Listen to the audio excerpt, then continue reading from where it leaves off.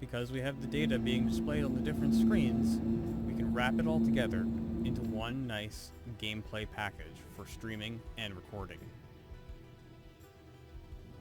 So why not just use an in-game camera instead of bothering to set all this up?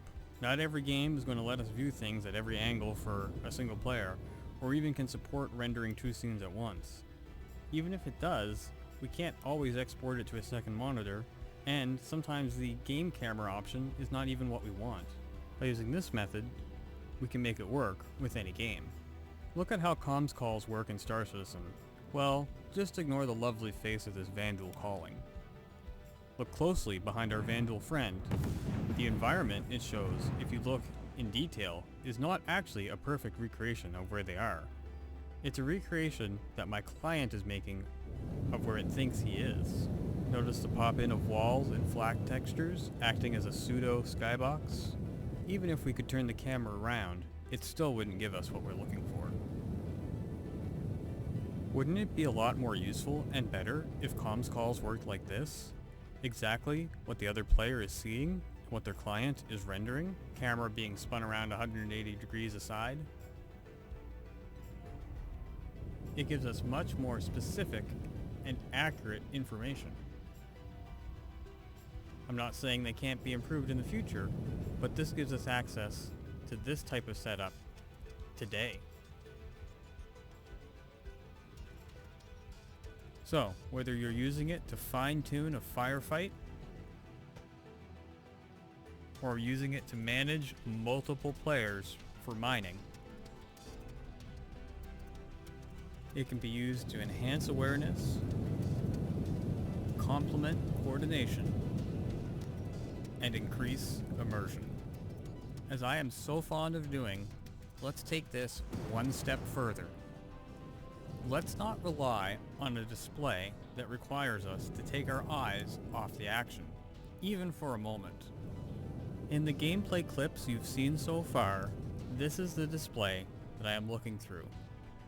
It's capable of projecting a semi-transparent image in front of the main display. It's hard to capture this accurately on camera, but think of it like looking at a window and seeing your own reflection in the window. By changing the focus of your eyes, you can choose to look at the reflection or what's past it.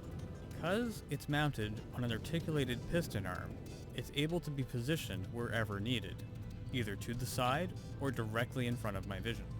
This means, without turning my head, I have access to both what I'm seeing and what another player is seeing.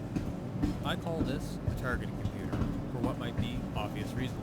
This works because of a piece of glass that's placed at a 45-degree angle in an enclosure with an LCD screen. This is known as a Pepper's Ghost hologram. Although not a true hologram, it is commonly referred to as such. It's commonly used in heads-up displays and teleprompters, as well as stage shows and tricks. In order for this to be the most effective, we need to use specialized glass known as beam splitter glass, or plexiglass that has been treated to eliminate double reflections. Without this, you will have an image that is blurry. Here's a comparison between a regular sheet of plexiglass on the right and a treated sheet on the left. This glass also has a bonus property. It's 70% reflective and 30% transmissive, meaning that 30% of the light from behind it gets through and it reflects 70% of the light that's hitting from the LCD screen on the bottom.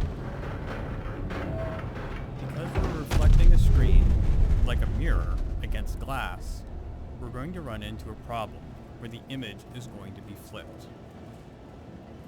Let's take a look at this sample image and transpose it onto the targeting computer without compensating for the reflection.